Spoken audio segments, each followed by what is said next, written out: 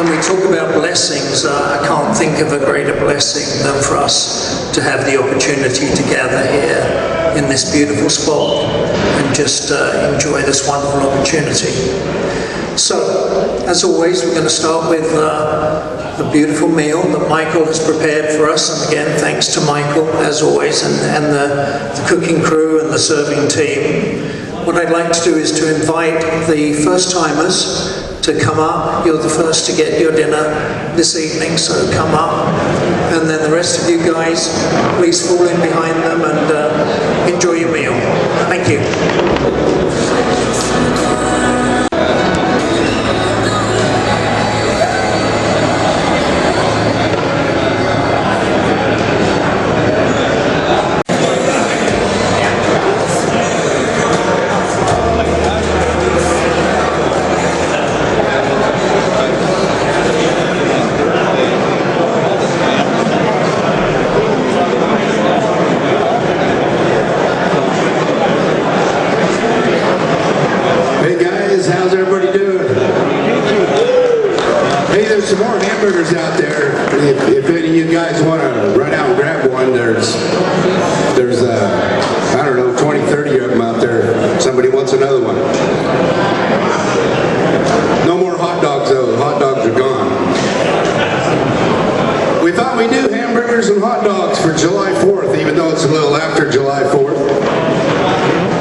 Six years of M6s, we've never done hamburgers and hot dogs.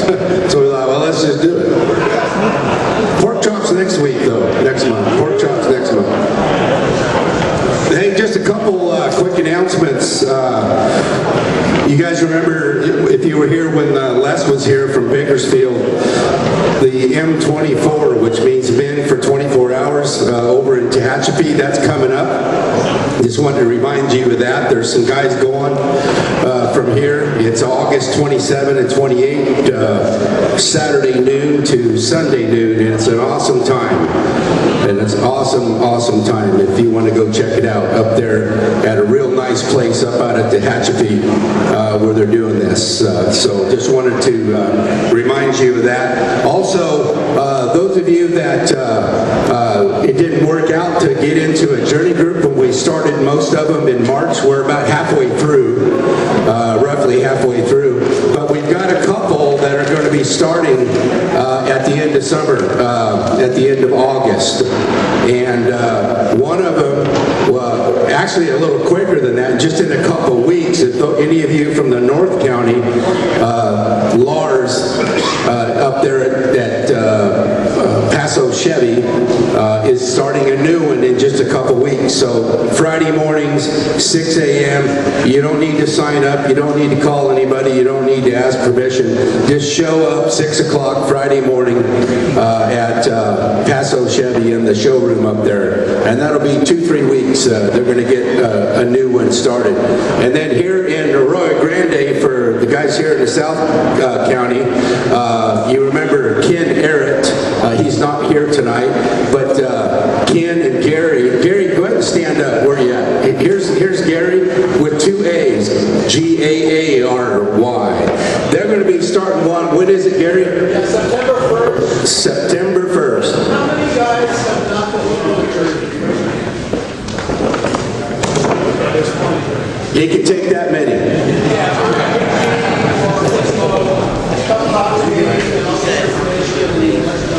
You're on Thursdays, right? Yeah, Thursday at what time? Well, we're going to figure out once we get the group. You get the group and pick a time, so probably Thursday evenings or something. All right, out in AG. So just get with Gary after we're done tonight. If you got any questions, you want to join that group. Otherwise, it's going to be next March until we launch all over again with more new groups. But that's an opportunity to get into a couple on a fresh start here in the next couple weeks up in North County, in the next month or so here in AG. So really encourage you to do that if you've not been in a journey group, or maybe you've been in one years ago and you would like to go through it again. What I want to announce tonight, how many of you last year, or let's just say any years, because this will be the 4th annual, how many many of you have brought your wife out to the last M6 at the couples journey? Lots of you. Okay, good. All right. For those of you that haven't done that or did not know that, that is going to be 2 months from tonight, September 13th. September 13th, last M6. We call it Couples M6, and we'll actually have a couple up here giving their testimony, a restored marriage testimony from a man and a wife. Okay, and it also, I think, probably even maybe adding a woman to the the team. Female vocalist is what they call them. So we'll have one of them too. So anyway, September 13th, and the last M6 of the year to become a tradition. But what it's also become is become a fundraiser for influencers. For those of you that come and keep coming, you never hear us talk about money or fundraisers, because that's not what we're about.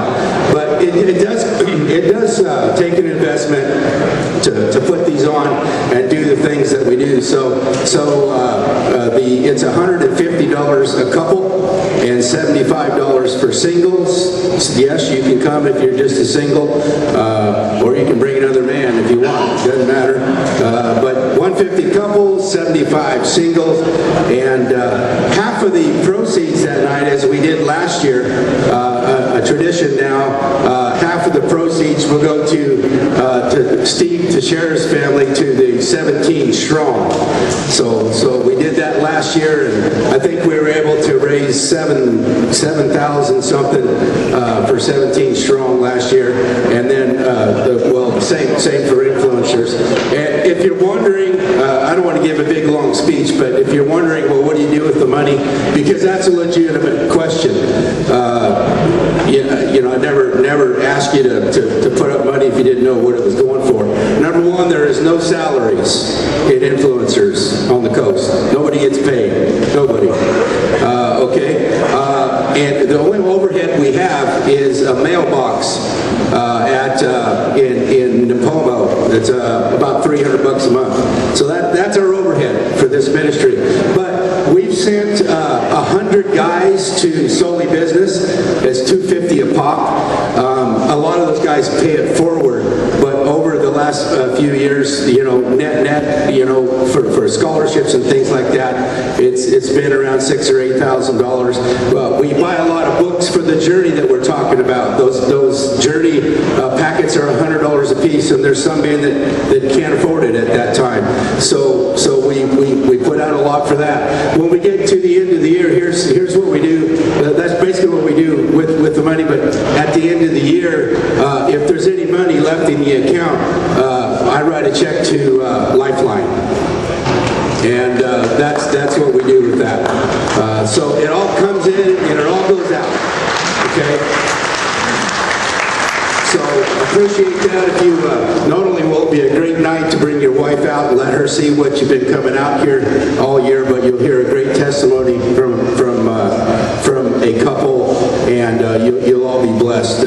So that's about all the information I have for you right now, and we're going to go ahead, if you will, stand up and worship with Jim and his crew, and praise God.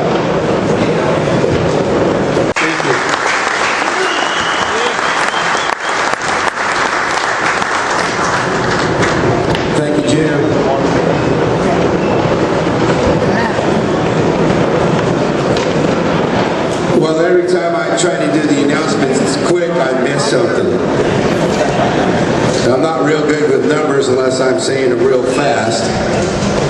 The date isn't the September 13th, it's September 12th. A few of you already caught that, so congratulations. September 12th, second Monday of September. Also, what I didn't tell you is, as of right now, it's live. You can even do it while you're sitting here. You can go on the website. You're probably wondering, well, how do I get these tickets? Go on the website, influencerscentralcoast.org. influencerscentralcoast.org. And You just click on that and you can pay with the credit card and it's all done. We need to do it that way, so we need to know how much, it's good, by the way, it's surf and turf, and we need to know how much food to get, how many people are going to be here.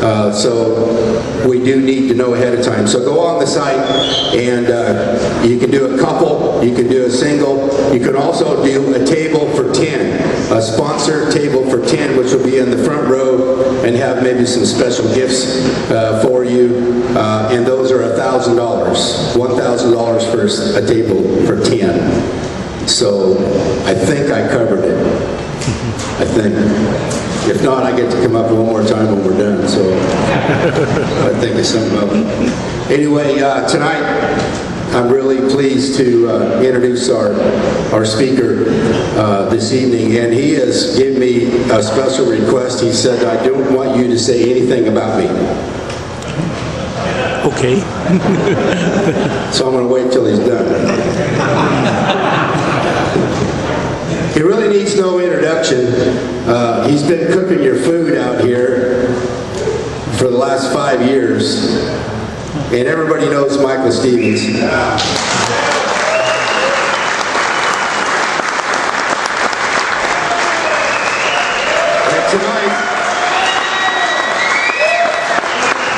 Tonight you're going to get to hear his story.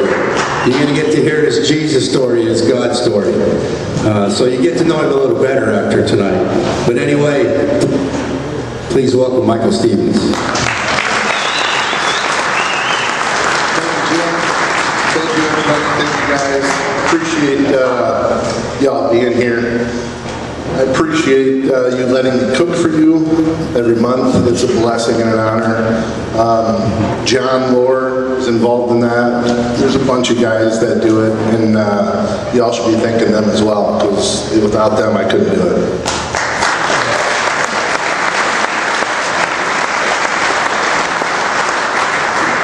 Standing up here in front of you guys is definitely a God thing, because I'd rather jump out of a plane. So I guess it starts, I wrote it all down, we'll see what happens. I guess it's my story, so I didn't have to write it, but it's easier to look up here than to look out there and picture y'all naked, you know what I mean? So, just gonna keep doing this, okay? So, oh gosh. I was born into a great, let's start with this. I wanted to keep it positive, but I can't. So, I was born into a drug and alcohol-induced marriage. My wife left, or my mom left my father probably at 2 years old.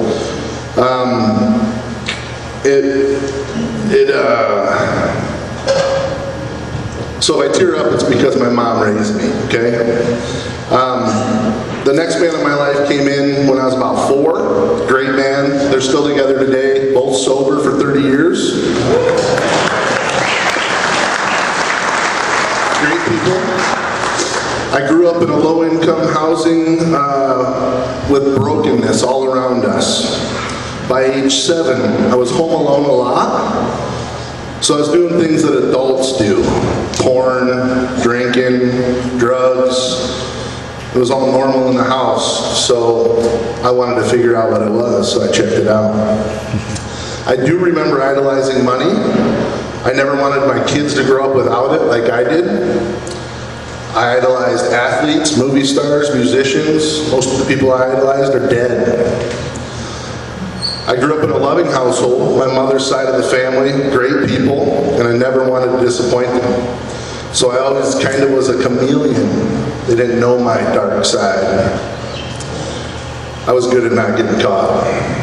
I always knew Jesus, and honestly always felt that he was watching over me.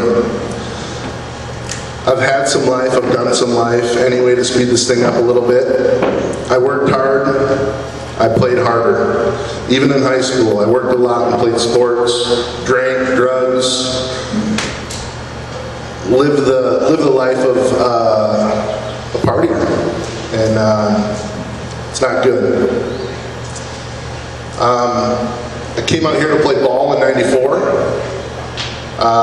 Went to sports medicine. Didn't want to be the guy working on the guy that I really wanted to be, so I quit that. Went back to Michigan, went through culinary school, met my wife a year later in '97. Her dad passed away in November of that same year at 40 years old. He was a chef. Drugs and alcohol probably played a little bit of that role. In the beginning of that relationship, she wanted to have lots and lots of children. And that's not where I was. I was living in the world and I wanted to have cars and a house and shiny things. But she was sent to me. She probably kept me alive. I do remember being drunk a lot in that marriage. I stopped for about 4 months before our marriage, and the pastor told her if I drink again to leave me. Our honeymoon, I was wasted again. I put her through that for another 16 years. I was a loving drunk, just wasn't present because I was too busy getting hammered when I was home for about 5 hours a day other than being at work. In that time, we checked the worldly boxes, had the house, had the cars, travel, looking for churches here and there. But the whole time I knew he was seeking me. He was looking for me. He kept me alive. I had a couple accidents, flipped the car upside down in a ditch, flipped it back over, drove away. Lots of things I should have been dead from. A couple bottles here, a couple drugs there, you know. Wasn't good. I had an opportunity to move out here in '06. I met a man by the name of Ken Craig, a blessing from God. He owns the property that Tanner Jacks is on. So while I was at work cooking, Ken Craig would be sitting next to me and just pouring into me, just every day, filling me with his wisdom. I call him my adopted grandfather. He's a blessing. Anyway, with his help, we opened up Palo Mesa Pizza in '07. And in '08, Kelly and I were expecting our firstborn, Michaela. And we took over ownership of Tanner Jacks all in that same year. So '08, busy year. I thought I'd quit drinking when we had Michaela, but nope, kept going for a few more years. I would say I drank a fifth to a liter a night for about 15 to 18 years. And I just think that it was learned behavior. My parents did it, my grandparents did it. It was just normal. Drugs, alcohol, and porn were just normal. So I grew up with that being normal, so it wasn't bad. It was just normal. February of 13, I stopped drinking. One day I just thought to myself, what does this do for me other than destroy my relationships? So luckily she stayed with me for as long as she did. And still with me, thank God. So I gave it up, just cold turkey. I don't know how, don't know why, but I did. It was a God thing, again. When we moved out here, we always were looking for a church. And one church holiday, I don't know, Easter, Christmas, one of those church holidays, I went to New Life. I met Mark. And when I was leaving church, Mark said, "Can I put my hands on you and pray for you?" And I was like, "All right." Never had that happen before, but if y'all know Mark, probably that's all happened to you. Anyway, so that day really rocked my world because I never had anybody do that. And just an amazing experience. So I started feeding his men's groups and things that he was doing for the church and stuff. So I started feeding them through Tanner Jacks and Palo Mesa Pizza. But I was always too busy to join because I was cooking for him. Then I believe influencers started making its way over here, and Mark had me talk to Jim. And I started feeding influencer stuff. But again, I was too busy to join. Well, that changed quick, if anybody knows Jim. If you know what I mean. So another blessing sent from God was my buddy Jim. Anyway, a barbecue pit showed up on my doorstep to feed M6 events. I think so. I had to be here, which was another blessing because I wouldn't miss this for anything. You guys are amazing. So thankful for that. Then there was the first M24 that we cooked for. Out here at this barn, we cooked breakfast, lunch, and dinner, and then we cooked breakfast and lunch, I think. But I had to leave early that Sunday because I had to go cook Sunday brunch at Tanner Jack's. In that room over there, Jim, Mark, I believe John Lore, and a couple other guys had me kneel down in front of a cross, and they laid their hands on me and prayed over me. That day, I gave myself to Jesus.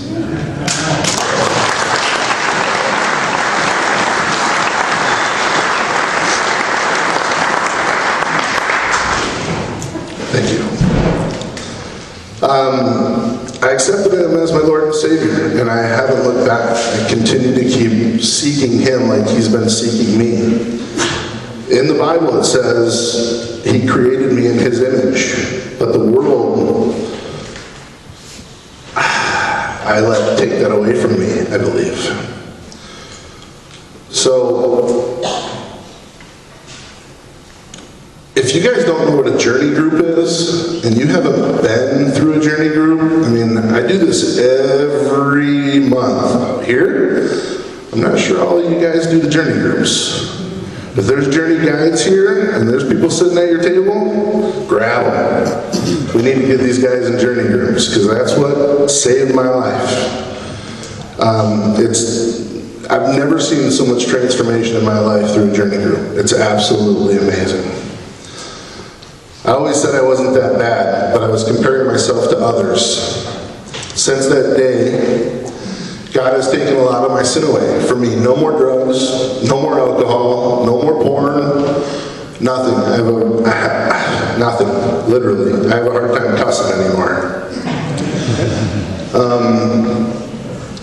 My heart's just completely repentant.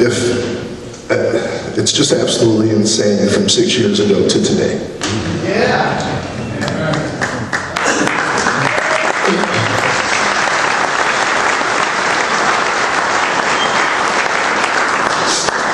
In 2018, we had our second daughter. That was another God thing, and it wasn't for a lack of trying. So the whole pregnancy was a God thing. During the birth, my wife got super sick with super high blood pressure. We didn't know if she'd make it. They couldn't figure it out. After Izzy was born, Kelly asked me if God was preparing me for this throughout this journey group stuff. I told her I hope not, but honestly it's his story, it's not ours.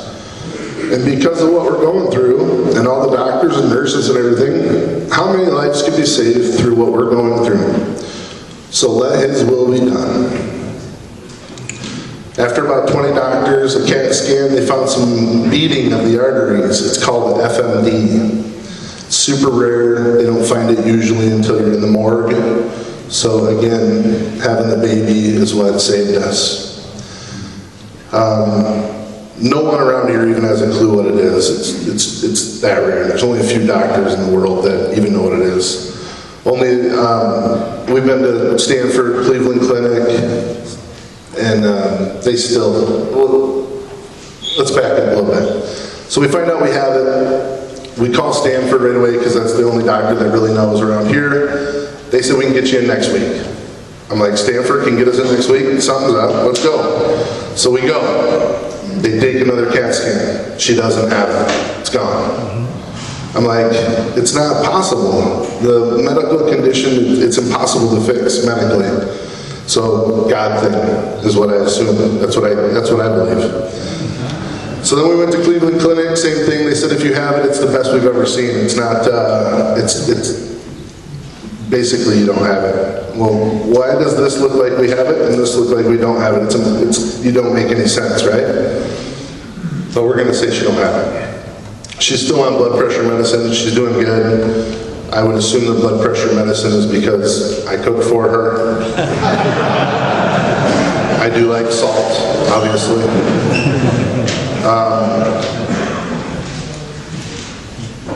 So anything, with that being said, she's doing good. Everything's on the mend, we think, but we gotta start losing some weight. So where's Randy at? Randy, let's get the ball rolling, brother. All right. So for me, I want to get back to what created me to be me, in His image. Not what this world taught me to be. I strive every day to sin less and less and less, and it's all because of Him, man. Nothing I have is mine. It's all His. I try every day to have Him by my side. I have a few sayings I have heard and like to share. One is, if you spend an hour a week with your wife or anyone else, how would your relationship be? Don't just check the box and go to church, man. Bring Him in and have Him be yours. He wants you just as bad as you want Him. What I try to live by now is, Lord, take my heart. I'll be your vessel. The whole world to see, your life in me. That song, it's absolutely amazing, and I try to live that life the best that I possibly can. In every word. Like if I'm having a bad day at work, or kids being whatever, or my wife, or anything, I just still want to be that guy. Like, I wear these things so I don't react to this world. So I react. So I act like Him. Spend as much time as you can with our Lord and Savior. Thank you all for allowing me to share my story. I appreciate you.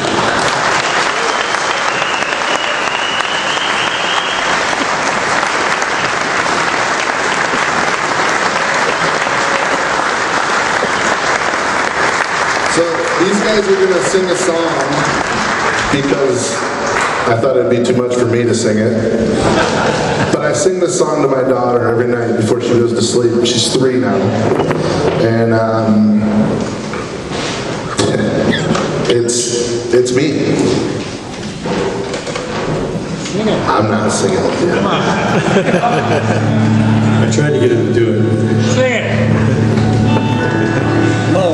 Amazing grace, how sweet the sound that saved a wretch like me. I once was lost, but now I was blind, but now I see. We're going to sing that one more time now that we've done it for you. Amazing grace, how sweet the sound that saved a wretch like me. I once was lost, but now I'm found. Was blind, but now I see.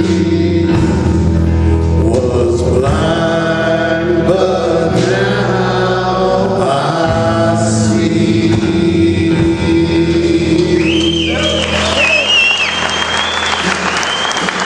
Thank you, guys.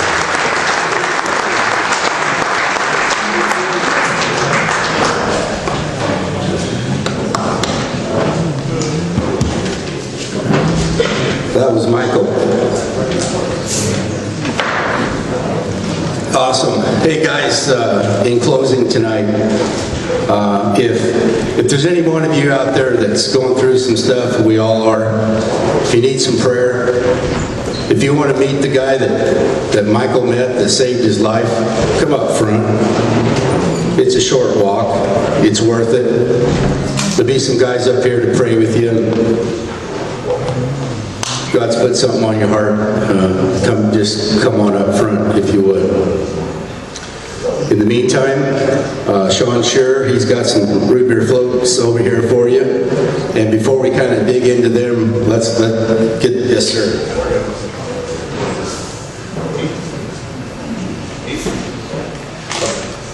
Michael was going to tell you about his golf outing on October 8th. I'm going to let him. So this is our 10th year doing a golf outing, and it's to raise money for people in need with cancer. So we're looking for teams, looking for some support. It's our 10th year doing it. Right now we have 18 teams. We're looking to fill it up with 32 teams. But everything goes to local people in need. When is it? October 8th. October 8th. You can come up and talk to Michael about it. He can tell you a little bit more if you'd like to do that. And remember the journey groups, Gary is standing over here too if you want to get into that AG journey group. He's standing right over here. Otherwise, let's get the tables put up over there if you'll help us. And pay attention to me on these chairs. Stack them 6 high or 8 high. Look for the black line. The black lines go with the black lines. The blanks go with the blanks. And please do not stack them. You're already doing it. Don't stack them against that back wall. Please bring them up here on this side. Please bring all those chairs in the back over here. It just cuts the work in half if you would. Appreciate that so much. Stack them 8 high and bring them up here.